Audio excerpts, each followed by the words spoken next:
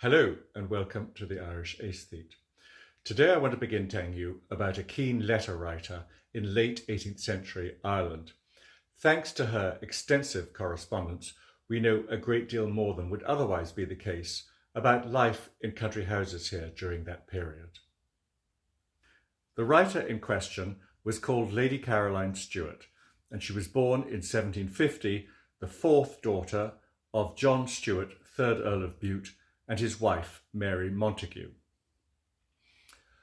As a young man, Lord Bute had become very close to Frederick, Prince of Wales, son of George II. And when Frederick unexpectedly died in 1751, Bute was appointed tutor to his son, the future George III, and became as good a friend to him as he had been to his father. Therefore, a couple of years after George III came to the throne in 1760, Bute was appointed Prime Minister of Great Britain, the first Scot to hold this office. Unfortunately, his premiership was not a great success. Within a year he'd fallen out with the king and resigned as Prime Minister. Thereafter he rather sulked on his various estates, where he engaged in building fine houses, not least Luton Hugh, designed by Robert Adam.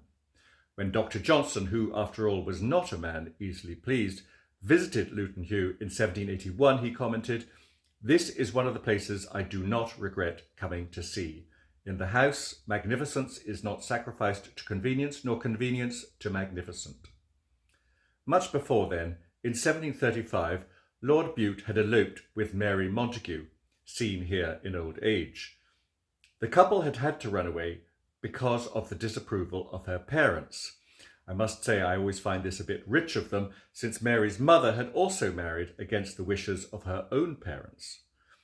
Mary's mother, on the other hand, was the wonderful Lady Mary Wortley Montague, one of the most arresting women of the 18th century, quite the equal of Madame du Deffand or Mademoiselle de l'Épinasse in Paris. In 1716, Lady Mary's husband, Edward Wortley Montague, had been appointed Britain's ambassador to Constantinople, and she went there with him.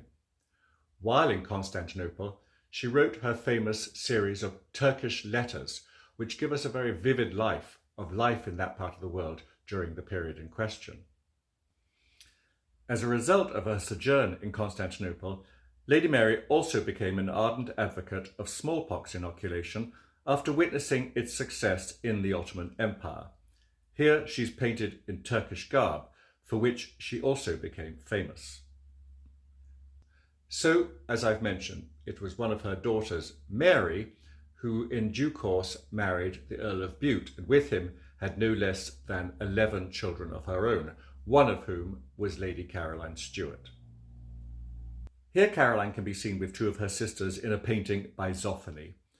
Caroline is on the right-hand side, while Louisa, who would be the recipient of the majority of her letters from Ireland, is on the left. Between them is another sister, thought to be Anne, who would marry the second Duke of Northumberland. As for Caroline, she grew up to be good-looking, charming, a highly talented artist, and an accomplished musician.